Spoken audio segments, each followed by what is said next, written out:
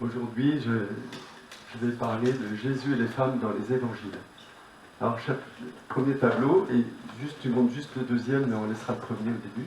Voilà le deuxième. Donc, on voit qu'il y a beaucoup de femmes auprès de Jésus, qui ont communiqué avec Jésus, qui ont été proches de Jésus. Et c'est hyper encourageant, ça. Déjà, j'avais un verset que j'ai... Alors, on va mettre le 1, voilà. Puis après ça, je ne vais pas faire une lecture de tous ces passages et un commentaire détaillé de tous ces passages, hein, parce que c'est pas le but. J'aimerais lire un verset dans Genèse, au chapitre 5. Il y a à peu près le même verset d'ailleurs au chapitre 2. Chapitre 5, verset 2. Donc Dieu créa l'homme et la femme et les bénit. Il les appela êtres humains lorsqu'ils furent créés. Dieu créa l'homme et la femme et les bénit. On est dans un monde où depuis quand même des millénaires,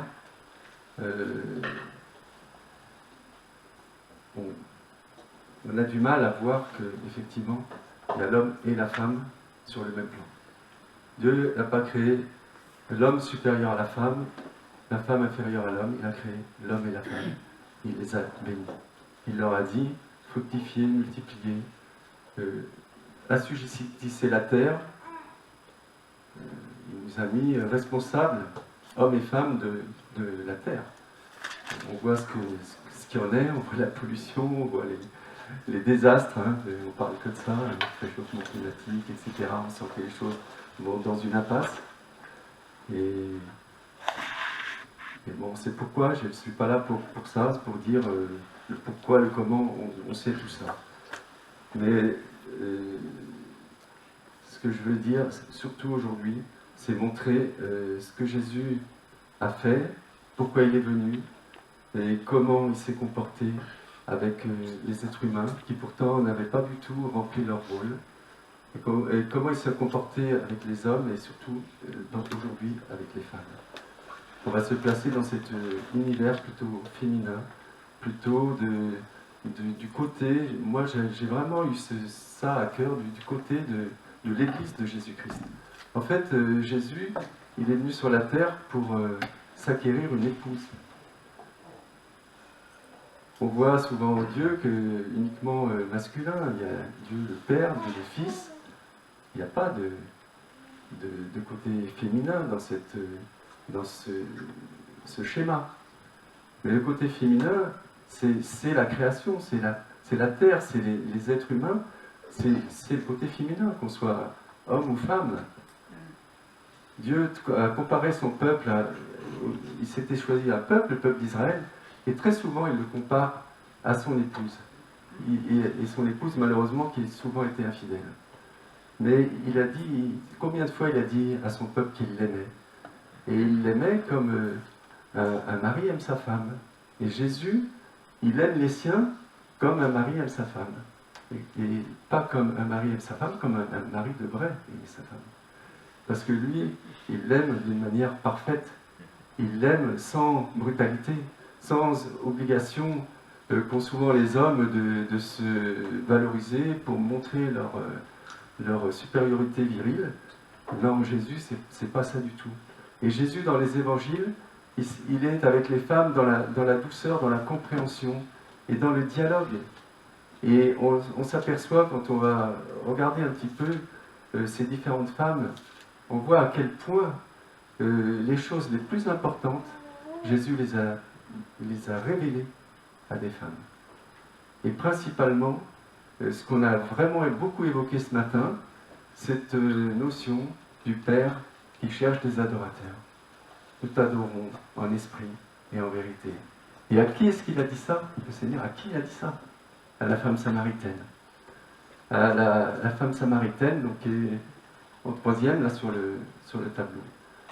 Et je vais peut-être commencer par ça, parce que, en fait, c'était vraiment un thème, ce matin, ce thème de l'adoration qu'on doit à Dieu, le Père, comme des enfants bien-aimés, mais qui sont des adorateurs, qui adorent en esprit et en vérité. Et cette histoire de la femme samaritaine, on la connaît bien sûr, on la connaît bien. Jésus, ça a commencé par le fait que Jésus soit critiqué. Et ça arrivait souvent.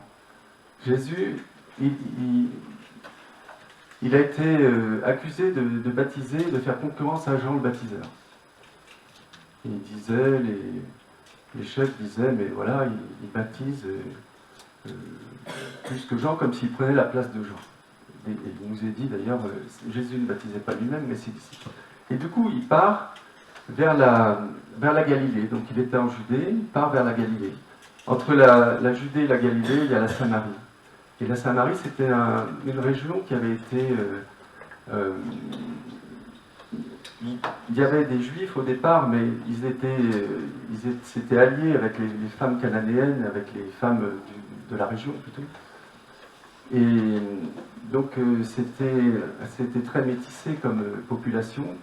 Et ils étaient partis sur un culte qui n'était pas réellement le culte que le Seigneur avait proposé au peuple d'Israël. Ils avaient dénaturé le culte.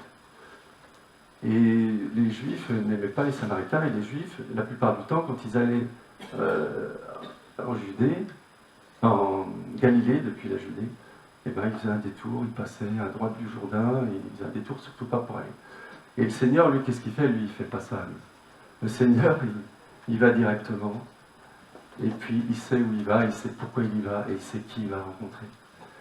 Et il s'assied au bord d'un puits parce qu'il est fatigué, il part avec ses disciples, il est fatigué, il fait chaud. C'est midi. On voit ça aussi, ça nous touche parce que le Seigneur était réellement homme en même temps que Dieu. Et il est fatigué, et il s'arrête, il s'assied sur le bord du puits. Les disciples partent au village pour chercher à manger. Et lui, il est là, il peut pas boire parce que le puits est profond et puis il n'a pas ce qu'il faut pour aller chercher l'eau. Et là-dessus, il y a cette femme samaritaine qui arrive. Et puis il lui dit, donne-moi à boire. Il avait soif. Et elle est toute étonnée qu'il lui parle. Elle voit tout de suite qu'il est juif. Je ne sais pas pourquoi, mais bon. Sûrement à son habillement. Et comment ça se fait? Tu me demandes à boire, à moi qui suis samaritaine. Et alors Jésus commence à entamer un dialogue avec elle. Et on peut lire quelques extraits dans Jean chapitre 4.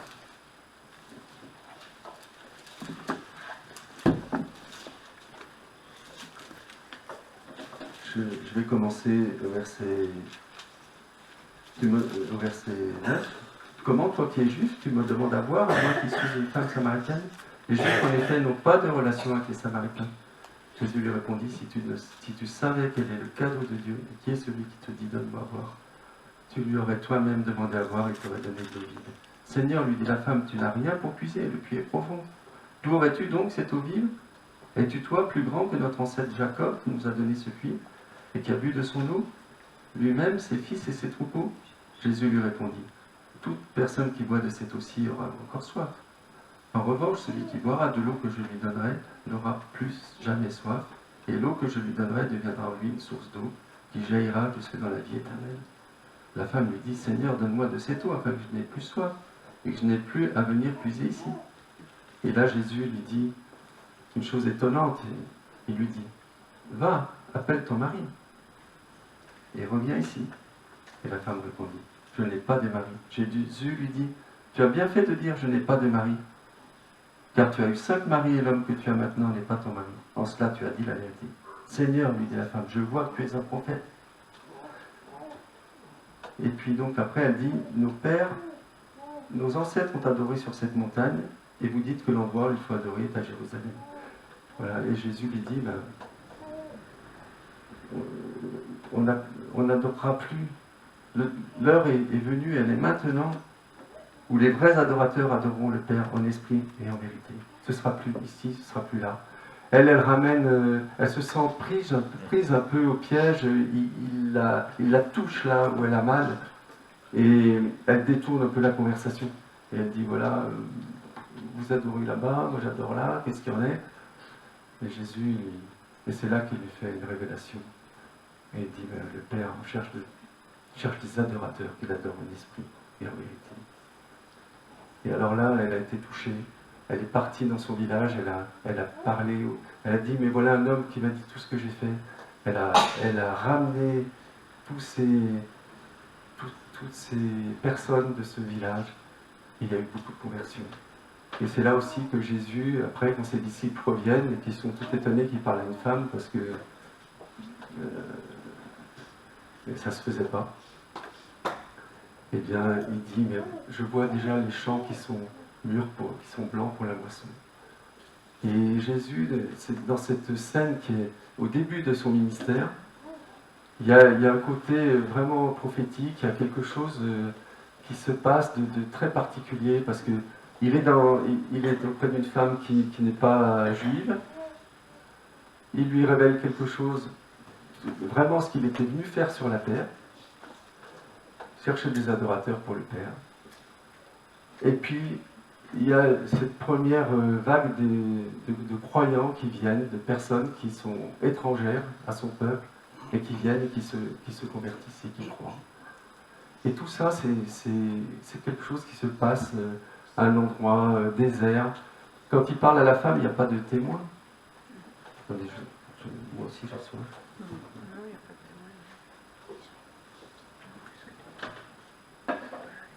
Il n'y a pas de témoin. C'est là qu'on voit aussi que la parole de Dieu, ça je veux le dire aussi parce que souvent on dit, ben voilà, ça a été dit parce que, pour telle raison, parce que un tel a parlé à un tel, il lui a expliqué, et puis on trouve beaucoup d'explications pour expliquer que dans tel évangile, il y a des choses qui soient dites, dans d'autres, parce que les personnes étaient en relation les uns avec les autres ou avec d'autres. Et là, en fait, qui a pu dire à Jean que Jésus avait dit ça à cette femme, le Saint-Esprit? Il faut vraiment qu'on soit convaincu que la parole de Dieu a été dictée par le Saint-Esprit. Voilà, ça c'était une aparté parce que c'est important. Donc, voilà, il y a cette première scène de la femme samaritaine qui est très belle, je trouve, parce que jamais on n'aurait pensé, et ça aussi, ça nous aide à comprendre que la parole de Dieu, que Dieu nous dit la vérité, que c'est vraiment, la parole, c'est la vérité. Parce que les hommes, si c'est les hommes sans Dieu qui avaient écrit ça, ils n'auraient pas envoyé Jésus vers une femme étrangère, pécheresse, etc. Ils l'auraient envoyé vers quelqu'un de bien, quelqu'un qui avait tout pour plaire. Et puis, et surtout pas une femme à l'époque. Après, il y a la veuve de Naïn. Alors après, je n'ai pas parlé de Marie, la mère de Jésus, mais je ne vais pas forcément parler de tous, hein. De toutes, plutôt. La veuve de Naïn, ça aussi, alors, c'est une résurrection. C'est-à-dire que Jésus était avec tout un groupe de personnes qui le suivaient, et puis c'était tout un cortège, et puis il arrive à la ville de Naïn, et qu'est-ce qu'il croise? Un autre cortège. Donc aussi beaucoup de monde. Et c'était une veuve qui avait perdu son fils unique. Et Jésus, il la voit, il est ému de compassion. Il voit cette détresse, il voit toutes ces personnes qui pleurent. Et bien, un groupe joyeux, heureux, parce qu'ils avaient le Messie, ils entouraient le Messie, et ils étaient dans la joie, et ils croisent un cortège qui est dans les pleurs. Et souvent, on voit ça dans la vie de Jésus. Jésus croise des personnes qui sont dans les pleurs, qui sont dans les difficultés. Et cette veuve, elle était seule, elle était veuve, et son fils meurt. C'est son fils unique. Et Jésus voit ça, et qu'est-ce qu'il fait? Il s'arrête, et puis il ressuscite le fils. Et c'est tout simple. Luc 7.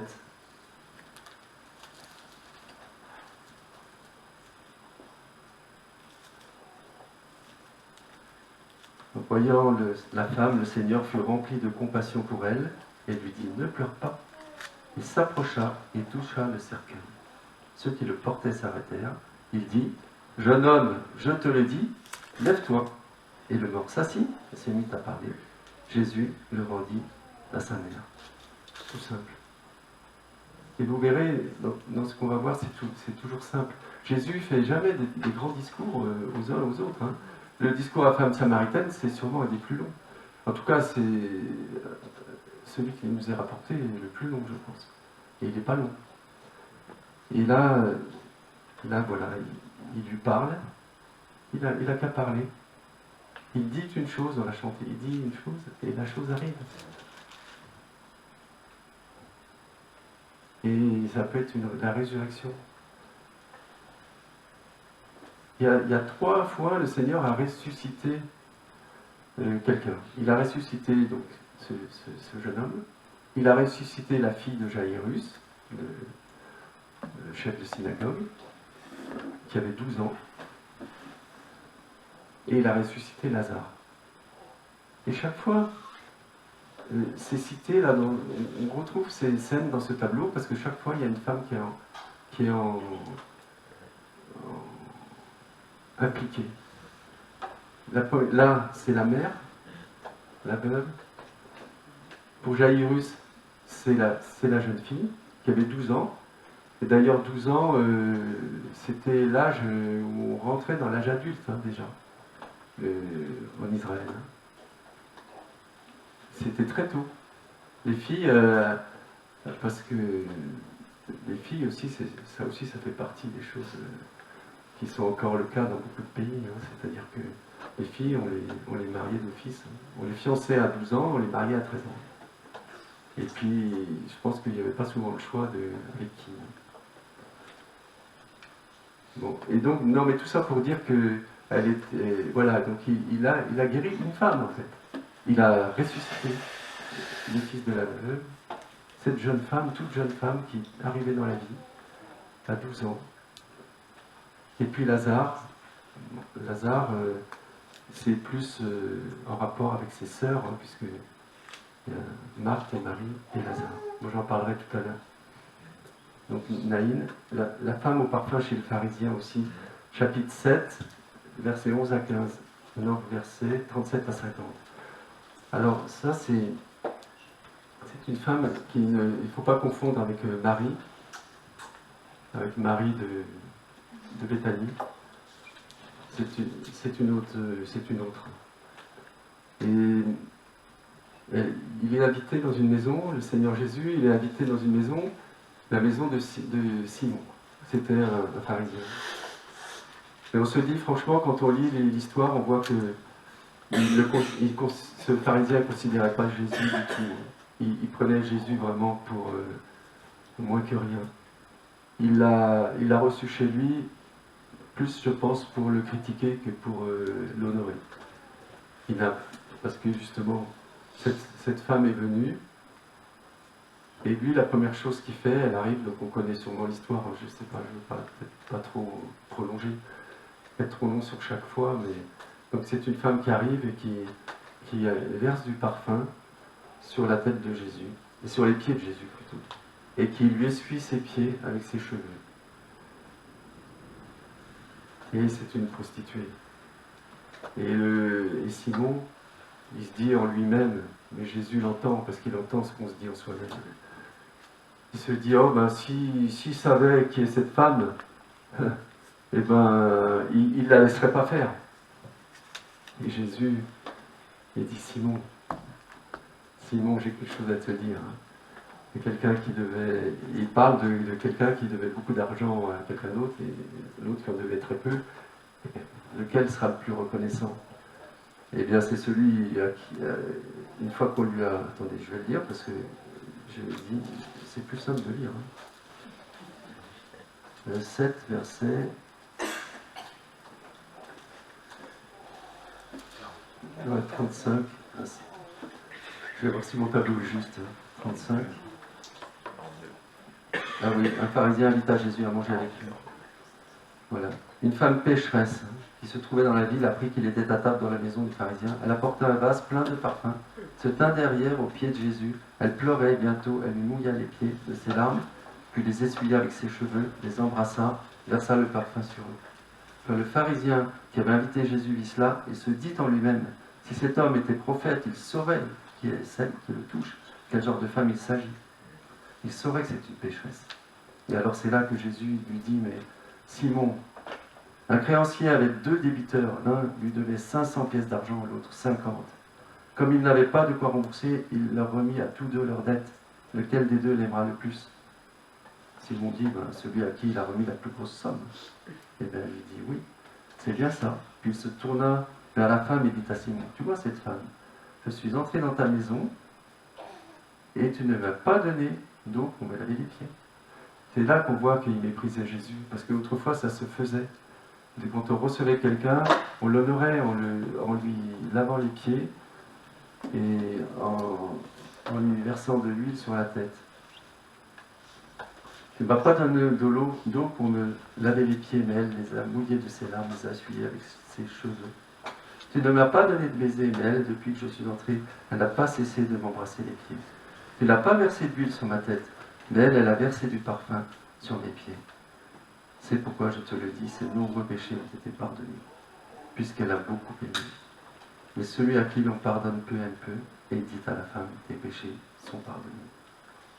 Et alors on voit tout de suite les invités se mirent à dire en eux-mêmes, qui est cet homme qui pardonne les péchés? Mais Jésus dit à la femme, ta foi t'a sauvé, pars dans la paix. Ta foi t'a sauvé, pars dans la paix. Bien sûr, comme le Seigneur dit à un moment dans les évangiles, il dit, moi je ne suis pas venu appeler des justes, mais des pécheurs. Ceux qui sont bien portants n'ont pas besoin de médecins.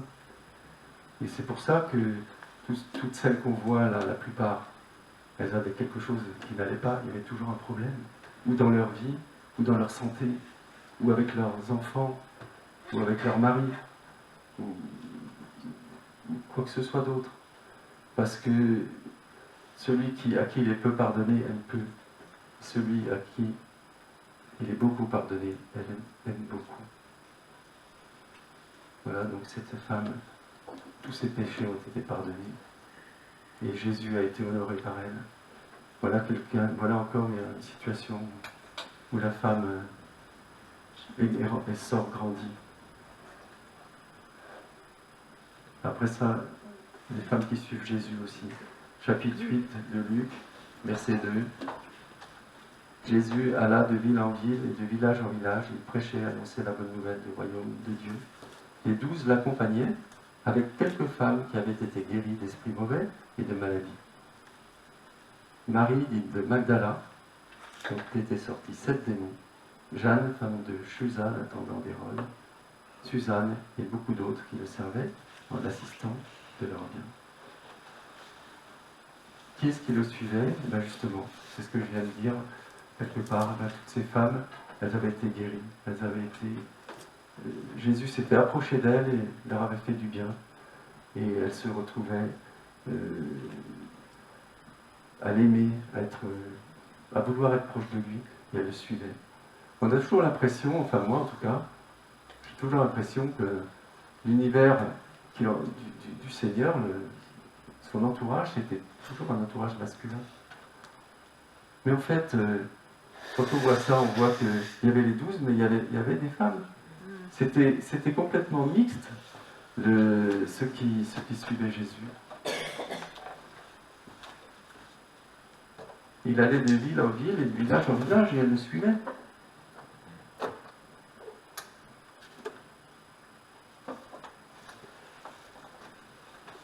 Il y a les noms.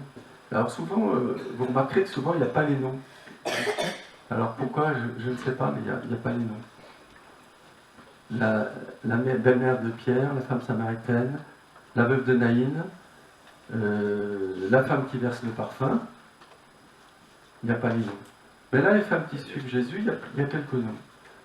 Et en particulier, en premier, il y a Marie de Magdala. Et Marie de Magdala, on la voit surtout à la fin, au moment de la croix. Mais on s'aperçoit que elle était là pendant tout le ministère, ou une grande partie, en tout cas, on ne sait pas partir de quand, mais elle a été guérie de 7 démons. En voilà une qui aimait le Seigneur. Voilà une qui voulait vraiment être près de lui, qui était toujours auprès de lui, qui était reconnaissante à un point énorme, parce que quand on a été délivré de 7 démons, je pense qu'on peut être vraiment reconnaissant. Et on la voit beaucoup au moment de la croix, on la voit au tombeau, on la voit après la résurrection. Et il nous est dit que c'est elle qui, en premier, a vu Jésus ressuscité.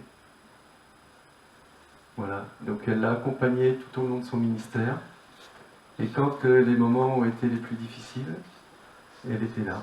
Quand les moments étaient faciles, quand elle le suivait et que tout allait bien, elle était là. Mais quand les moments quand c'est devenu difficile, elle était là aussi. Elle était à la croix, un peu en retrait avec d'autres femmes, y compris d'ailleurs la mère de Jésus, et quelques femmes qui étaient là, qui regardaient de loin. Elles étaient là sans être à regarder de près. Comme un peu nous, on ne peut que regarder de loin l'œuvre de la croix. Parce que l'œuvre de la croix, elle est tellement impossible à comprendre, impossible à vivre pour nous. Et on regarde de loin notre Seigneur qui souffre. Elle était là, comme elle devait pleurer. Comme Marie, la mère de Jésus, devait pleurer aussi. On imagine, elle avait eu ce fils pour elle, toute seule en plus. C'est un cas unique, Marie. Elle a eu un enfant sans qu'il y ait de relation avec un homme. C'était son enfant, à elle toute seule. Elle le partageait avec Dieu, vous vous rendez compte? Comme elle a dû l'aimer, comme elle a dû le chérir. Elle a été pendant 30 ans sa maman. En plus, il semble bien que Joseph soit décédé, on ne sait pas exactement quand, mais peut-être assez rapidement si ça se trouve. Donc elle l'avait, il aidait pour nourrir la famille. C'était le fils aîné, après il y avait d'autres frères et sœurs, mais c'était le fils aîné. Et puis un jour il a fallu qu'elle le laisse partir. Je pense que pour une maman qui a eu son enfant en elle et qui l'a élevé, qui l'a nourri, qui s'en est occupé avec amour, de le voir partir, c'est difficile. Et on voit, je vais revenir un petit peu en arrière sur Marie, on voit au tout début, quand le Seigneur commence son ministère, il y a les noces de Cana, le premier miracle, et Marie, elle est là. On la voit presque pas, Marie, dans les évangiles. Mais elle est là, et c'est elle qui accepte quelque part, qui accepte que son fils parte. Il est obligé de lui dire quelque part, il lui dit, femme, qu'y a-t-il entre moi et toi parce qu'il veut lui montrer qu'à partir de maintenant, eh bien, il prend son indépendance et elle devient, et ça a été très difficile pour elle, elle devient une femme comme une autre. Parce que on la voit encore une autre fois quand elle vient, quand Jésus est dans une maison et puis qu'il y a une foule autour et puis elle arrive avec ses frères, elle veut le sortir de là parce qu'il y a la pression, il y a beaucoup d'attaques contre Jésus, elle veut protéger son fils. Elle vient avec les autres membres de la famille et puis elle voudrait le faire revenir chez elle. Et là, Jésus dit, mais qui sont ma mère, qui sont mes frères? Et puis il montre tous ceux qui sont là, il dit, voilà, ma mère, mes frères, mes sœurs. On est tout ça pour Jésus, on est tous autant dans son cœur que l'était sa propre mère, et à quel point il devait l'aimer. Et si on est aimé au point où au même point, au même degré qu'il aimait sa mère, c'est dire s'il nous aime. Et il est capable, lui seul, d'aimer l'humanité entière avec la même force Nous, on met des hiérarchies dans nos amours. On va plus aimer notre fils, ou notre fille, ou notre femme, ou notre mari. On met des hiérarchies, quoi que d'autres, évidemment. Mais pas Jésus. Et il veut montrer comme ça, il veut dire, ben, écoutez, moi, j'ai ma mission, et ma mission, c'est de manifester l'amour de Dieu et de la montrer à tous les hommes et à toutes les femmes, bien sûr. Et c'est ce qu'il a fait. Et Marie, qu'est-ce qu'elle a dit? Ben Marie, elle ne s'est pas fâchée ni rien. Elle a dit, faites tout ce qu'il vous dira. Et à partir de là, Jésus a commencé ce premier miracle de Cana, et puis il a commencé à son ministère. Mais on voit que Marie, elle était toujours, elle était là. Elle avait son rôle, elle restait dans l'ombre, mais elle était là. Et quand le pire moment où son âme a été transpercée d'une épée, comme l'avait prédit Siméon dans le temple, quand Jésus était petit, quand il avait une semaine, ils sont venus le présenter au temple, et Siméon a fait une prophétie, il lui a dit qu'elle était bénie. Elle est bénie entre les femmes, Marie. Mais en même temps, est-ce que c'est pas la femme qui a le plus souffert, quelque part, de voir son fils sur la croix, comme ça, alors qu'elle le savait parfait, qu'elle savait qu'il était conçu de l'Esprit Saint, qu'il était Dieu? À un moment, quand Jésus avait 12 ans, il l'avait perdu. On connaît aussi l'histoire. Ils ont été à la fête, et puis en rentrant, ils étaient tout un groupe, et puis Jésus était resté. Ils ne le trouvaient plus, ils sont revenus, et Jésus leur a dit, mais ne me fallait-il pas être aux affaires de mon Père? Et puis, il parle à ses parents. Et puis, après, il est dit, et Marie gardait toutes ces choses précieusement dans son cœur. Et tout ça, elle l'a gardé dans son cœur. Et elle l'avait dans son cœur. Et puis, elle voit qu'il est sur la croix. Est-ce qu'elle a compris? Est-ce qu'elle savait? Est-ce qu'elle savait qu'il devait finir sur la croix? Et cette fin, c'est un commencement, bien sûr. Mais pour beaucoup qui ont assisté, même, vous voyez, Marie de Magdala, etc., c'était un échec. C'était celui qu'elles aimaient. Il était là sur la croix, en train de mourir comme un brigand, au milieu de deux malfaiteurs. Qu'est-ce que ça pouvait... Comment elle pouvait comprendre ça et l'accepter et après ça, elles sont allées au tombeau. Marie de Magdala, en tout cas, je n'ai pas parlé de Marie, mais j'aimerais aussi parler d'une chose au moment de la croix. Une des dernières paroles du Seigneur, ça a été pour sa mère. Ça, c'est important aussi. Il aimait toutes les femmes du monde entier. Mais sa mère, il l'aimait. Comme il aime toutes les femmes, plus que tout ce qu'on peut aimer, il aimait sa mère plus que tout ce qu'on peut aimer. Et il l'a confié à Jean. Il était là sur la croix, prêt à remettre son esprit au Père. Il a un regard vers Jean qui était là, sa maman qui était là. Et il dit, ben voilà ton fils, voilà ta mère.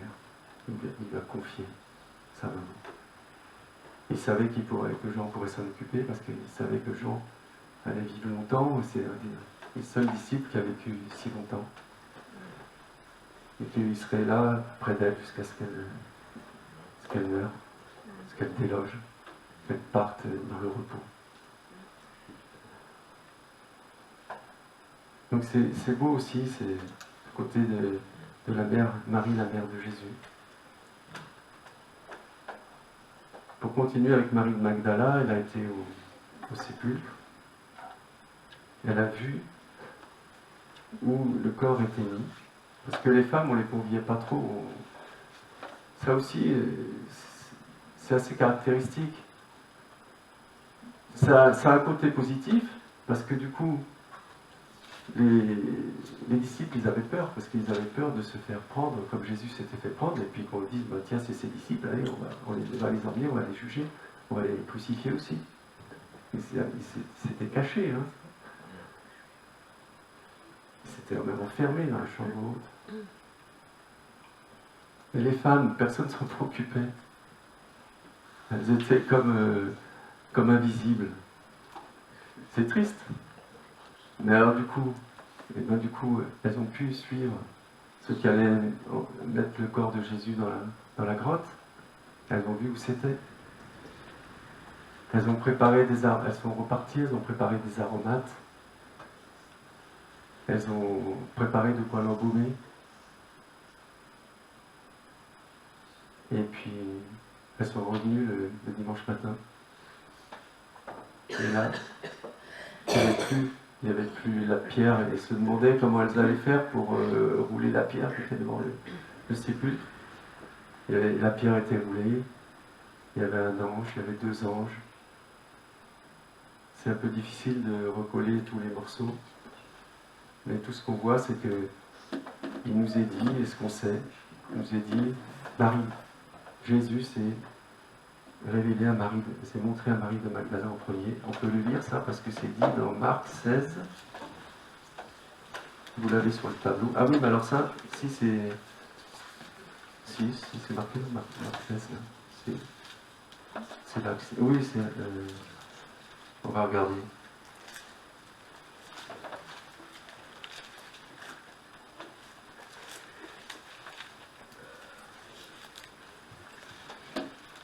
Voilà, c'est Marc 16, verset 9. Ressuscité le dimanche matin, Jésus apparut d'abord à Marie de Magdala, dont il avait chassé 7 démons. Jésus apparut d'abord à Marie de Magdala, dont il avait chassé 7 démons. Et puis on le voit dans Jean, surtout dans Jean, on voit comment ça s'est déroulé. Marie, elle est venue, Marie de Magdala, elle est venue la première, elle est venue longtemps dans le jour. Elle avait cet amour profond pour Jésus. Elle voulait être là, la première. Après ça, Jean et Pierre sont arrivés en courant, ils sont venus, ils ont vu que le corps de Jésus n'était plus là, ils sont repartis. Elle est restée. Elle avait été les chercher, elle les a rencontrés, qui allaient, ils ont couru au tombeau, elle est restée. Il y a d'autres femmes qui étaient là, elles sont parties, elles ont été expliquées. L'ange leur a dit que Jésus était ressuscité, elles sont parties expliquer ça aux apôtres, que les apôtres ne les ont pas cru. Il y a eu tout un va-et-vient comme ça le dimanche matin autour de ce tombeau. Et puis elle est restée. Et elle a bien fait de rester parce que Jésus est venu la voir. Elle est arrivée derrière elle et elle lui a parlé. Et ça, on le voit dans Jean. On le voit dans Jean. Alors ça, c'est peut-être c'est dans le 2e tableau. Jean, c'est chapitre 19, 20.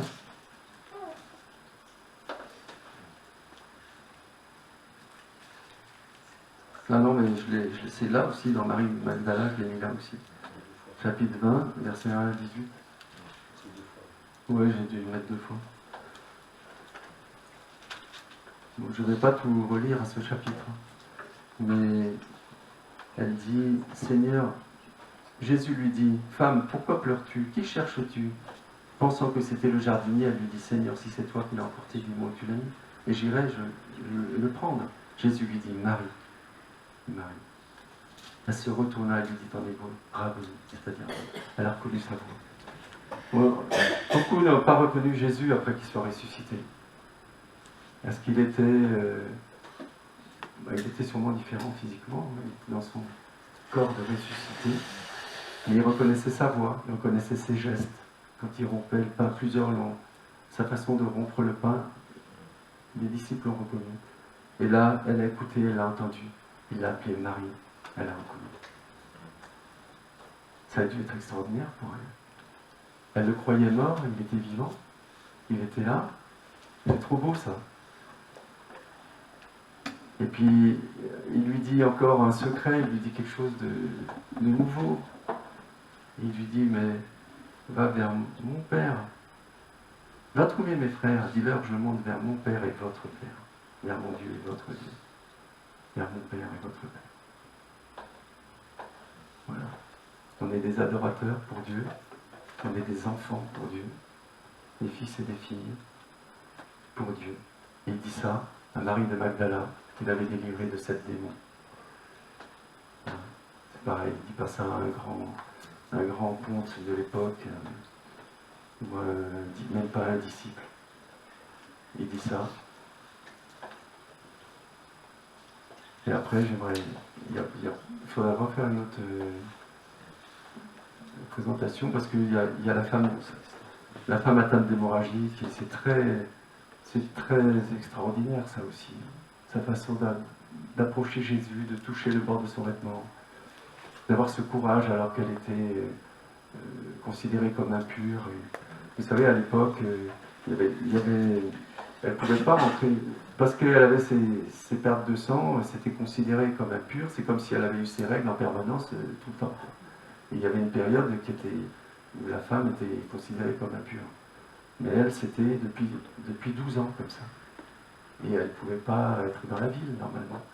Et il paraît qu'il y avait des gardiens aux portes de la ville, et que ceux qui étaient lépreux ou impurs, ou qui avaient des problèmes, qui devaient rester dehors, il y avait des gardiens qui criaient. Si une de ces personnes s'approchait, ils les connaissaient, et puis ils criaient « Impur, impur, impur !» Et tout le monde se sauvait, ou les personnes faisaient demi-tour. C'était terrible, hein. C'était pas une époque facile. Alors maintenant, c'est pas toujours facile partout non plus. Mais franchement, donc elle a réussi à passer. Elle a réussi à passer, et elle s'est approchée, il y avait toute une foule, elle s'est approchée de Jésus comme ça. Elle s'est dit, si je le touche par derrière, je vais être guérie. Quelle foi elle avait? Elle était sûre qu'il avait ce pouvoir de la guérir, même si juste elle touchait le bord de son vêtement. C'est ce qu'elle a réussi à faire. Mais là, Jésus, il lui a dit, il a dit qui m'a touché. Il savait bien que c'était elle, mais il voulait qu'elle le dise, il voulait que ce soit public, il voulait qu'on sache qu'elle avait été guérie. Il n'avait pas honte, lui, il n'était pas dans les conventions, il n'a pas eu cette réaction de dire, c'est bon, voilà, personne ne le saura, il n'y a pas d'histoire, il n'y aura pas de scandale, elle va repartir discrètement, c'est ce qu'elle aurait fait de toute façon, et puis personne ne le saura, non. Et elle a dû dire publiquement ce qu'en était. Et elle l'a fait. Après, il y a la femme voûtée dans la synagogue aussi, où je trouve que c'est beau. Chapitre 13 de Luc, versets 10 à 17. On peut lire encore ça.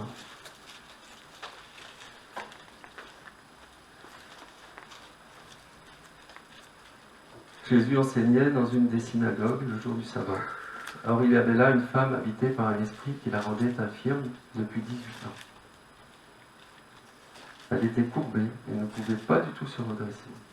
Lorsqu'il la vit, Jésus lui adressa la parole et lui dit « Femme, tu es délivrée de ton infirmité. » Et posa les mains sur elle. Immédiatement, elle se redressa et se mit à célébrer la gloire de Dieu. Et après, on voit que le chef du synagogue est indigné. Mais on voit qu'il honorait les femmes, le Seigneur. Il ne les laissait pas au fond. Cette synagogue devait être remplie d'hommes. Les femmes, elles étaient ou à l'étage ou au fond. Elles n'avaient même pas le droit d'y aller. D'ailleurs, c'est marrant parce que...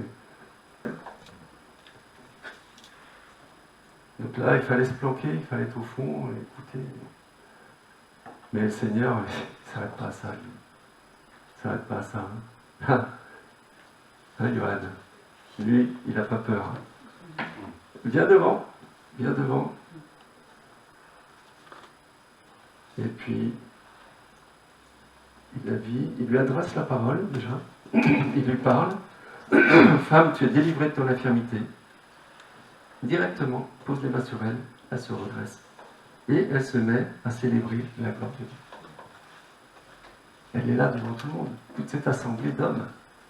Et qu'est-ce qu'elle fait? Elle prend la parole, elle célèbre la gloire de Dieu.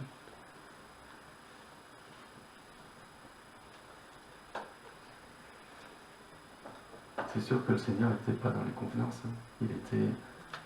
C'est son cœur qui parlait, c'est sa bonté, sa miséricorde. Et il ne restait pas coincé dans les traditions.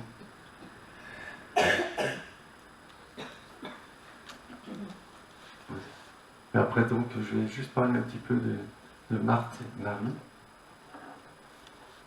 Parce que c'est très important, je pense, cette famille était très importante pour le Seigneur. On voit que quand il était fatigué, quand il était rentré d'un voyage, ben, il allait à Béthanie, chez Marthe. Parce qu'en fait, c'était chez Marthe. C'était Marthe qui avait la maison.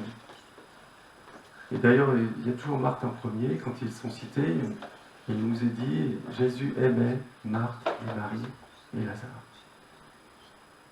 Et puis, on voit que Marthe est toujours en avant pour s'occuper des choses, pour gérer.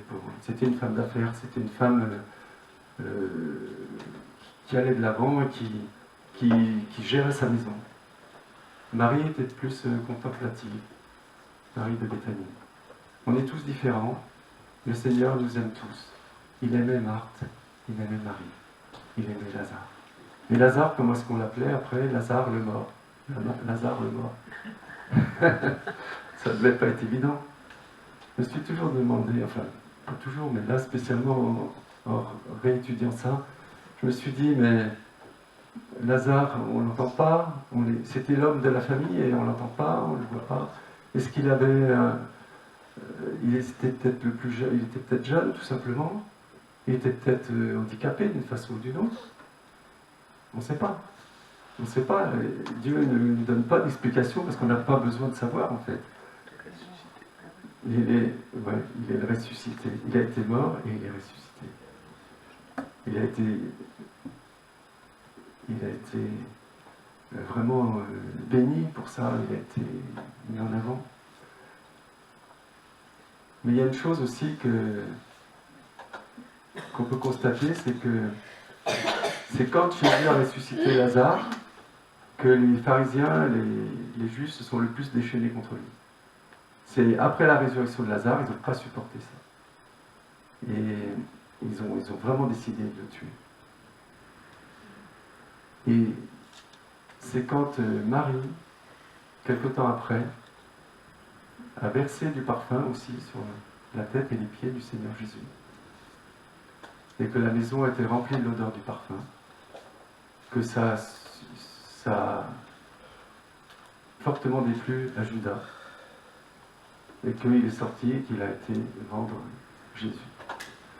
Alors vous voyez, les deux, cette famille, elle n'est pas la cause de la mort du Seigneur, mais c'est à deux occasions en rapport avec cette famille que le Seigneur aimait tant, que les autres se sont déchaînés. Et en fait, Satan n'aime pas quand on est proche du Seigneur. N'aimait pas cette famille, parce que cette famille, ils étaient très proches de Jésus. Et puis, on voyait que Jésus les aimait, et Satan n'aime pas. C'est pas ça. Et ça a déchaîné les choses. Ça a déclenché tout le processus qui a été jusqu'à la croix. Marie, on la voit au pied du Seigneur, on la voit écouter le Seigneur. Elle était, je dirais, celle qui a le plus compris et écouté le Seigneur. Et pour moi, il y a quelque chose qui le montre, et je l'ai déjà dit ici, mais je vais le redire. C'est que on voit dans toutes ces listes-là, femmes prennent la croix. Il y a Marie, il y a la sœur de Marie d'ailleurs, on la voit que là. Marie, femme de Clopas. J'ai aussi le papier là, je peux lire là. Marie, femme de Clopas, Marie de Magdala, Marie la mère de Jacques et de Jose, la mère des fils de Zébédée, ainsi que Salomé et beaucoup d'autres femmes. Mais s'il y avait eu Marie de Béthanie, ça aurait été marqué. Et les femmes au tombeau, Marie de Magdala, Marie mère de Jacques, Salomé, Jeanne et d'autres femmes, Il n'y a pas. Et quand elle a versé le parfum sur le Seigneur, tout le parfum, un demi-litre de parfum de nard pur, de très grand prix. Elle a cassé le vase, elle a tout versé en une seule fois. Un parfum qui aurait peut-être été versé normalement goutte par goutte. La maison était remplie de l'odeur du parfum, ça a dû être rempli de cette odeur, cette bonne odeur. Et Jésus dit, mais elle l'a fait pour ma sépulture. Elle l'a fait en vue de ma mort, parce que... Et pourquoi elle l'a fait? Pourquoi elle était là au bon moment avec le parfum quand il fallait, exactement quand il fallait? Ben parce que Jésus lui avait annoncé qu'il allait mourir. Parce que Jésus lui parlait, il était à ses pieds, il l'écoutait. Les disciples, ils ont écouté, ils ont entendu plein de fois. Le Seigneur qui disait, voilà, je vais mourir, je vais 3 jours dans le tombeau, je vais ressusciter. Tout ça, il leur avait dit. Il leur avait dit, redit, mais ça ne rentrait pas. C'était pas dans leur conception de ce que la mission de Jésus était. Ils n'avaient pas la même conception de la mission.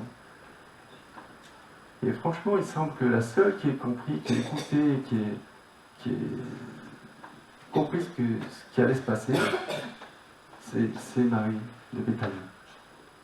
Elle n'avait pas besoin d'aller plus loin parce que pour elle, eh bien, les choses, elle savait comment ça allait se réaliser. Parce qu'elle a cru, tout simplement. Moi, je vois ça comme ça. Après, c'est pas marqué comme ça. Elle était vraiment proche du cœur du Seigneur. C'est beau de penser, je vais m'arrêter, c'est beau de penser que le Seigneur s'est autant occupé des femmes, a autant élevé les femmes dans une société où elles étaient méprisées. Il les a mis en valeur, il leur a donné des secrets vraiment, qui n'avaient jamais été révélés. Il a fait à des femmes. Il a accordé tout ça à des femmes. Et c'était exceptionnel, c'était complètement à contre-courant. Et ce qu'il voit, le Seigneur, c'est qu'il voit l'humanité, les êtres humains, il nous voit, nous, comme son épouse. Qu'on soit homme ou femme, on sera tous l'épouse de Christ. On sera tous celle qu'il aime. Il l'aime. Il veut l'avoir près de lui. Il va l'avoir près de lui bientôt. Et c'est vraiment beau, ça. Donc après, ça permet de voir exactement les versets où elles sont citées, faire la relation entre les différents évangiles, comparer comment c'est dit dans un évangile, dans une autre. Et ça peut nous aider aussi, nous rapprocher du Seigneur.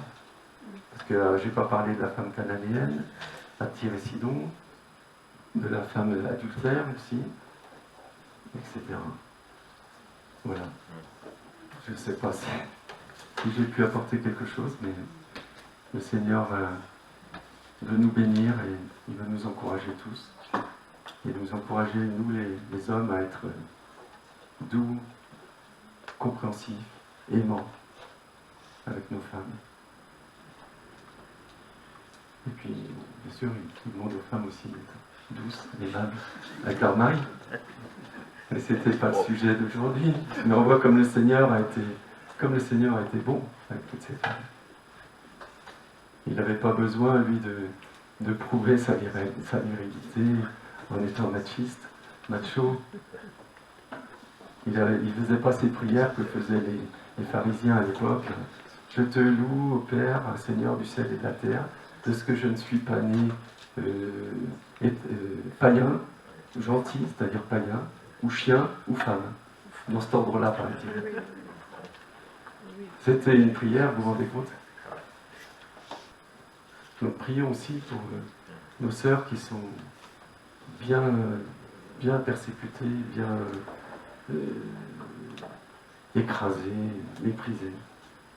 Dans des pays où déjà souvent les chrétiens sont mal vus, mais bon, c'est encore plus compliqué. Puis dans la guerre, quand on voit l'Ukraine, tout ça, qu'elles sont obligées de partir avec les enfants, de se cacher dans les trous. C'est toujours les hommes qui font la guerre. Et elles subissent.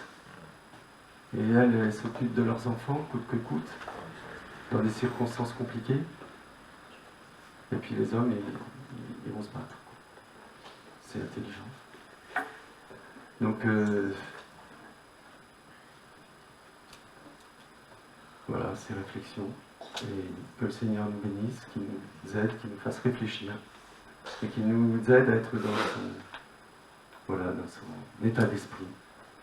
Où il ne fait pas de différence entre les personnes. Il nous aime tous de la même façon. Et il nous aimera jusqu'au bout. Il nous prendra près de lui bientôt. Amen.